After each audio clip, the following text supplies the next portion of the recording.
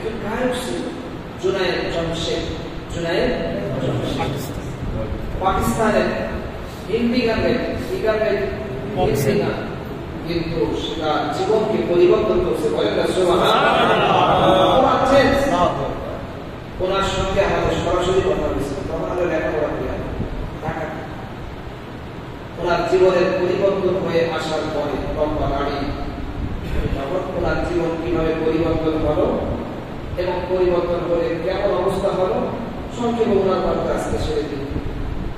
লম্বা কথা সংক্ষেপে হলো এই, ওনার যত ঘর বাড়ি ব্যবসা বাণিজ্য এগুলো সব তৈরি হয়েছে গানের মাধ্যমে। কিসের মাধ্যমে? গানের মাধ্যমে। গানের মাধ্যমে যা তৈরি হয়েছে কি হারাম না হারাম? সবাই বলেন হারাম।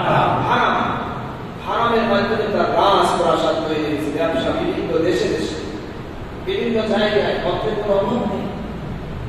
কিন্তু তার জীবনের যখন পরিবর্তন আসলো, তিনি যখন দেখলেন যে আমি যে পথে চলছি এ পথটা সঠিক পথ নয়, এটা সিরাতুল মুস্তাকিম নয়, এটা ভুল পথ, জাহান্নামের পথ, আমি জাহান্নামের মাঝখানে পড়ে আছি, আমাকে এখান থেকে উঠতে হবে। তার সিদ্ধান্ত হলো যে এইগুলো যেহেতু সব গানের মাধ্যমে তৈরি হয়েছে, এগুলো সব মানব, আমি আমার স্ত্রী আর পরিবার আমরা নিয়ে একেবারে রাস্তায় দাঁড়াই গেছি। বলেন না সুবহানাল্লাহ। কোন জায়গায় দাঁড়াই গেছি? রাস্তায়, একদম ফকির, কিচ্ছু কিন্তু রাখে আল্লাহ মারেকে। যে ব্যক্তি আল্লাহর জন্য হারামকে ছাড়বে, আল্লাহ তাআলা আল্লাহ তাকে হালালের মাধ্যমে তাকে বরকত দান করবে। ওনার নিজের মুখের বক্তব্য আমরা সরাসরি শুনছি, আমাদের সঙ্গে অনেক বছর আগে কথা হয়েছে।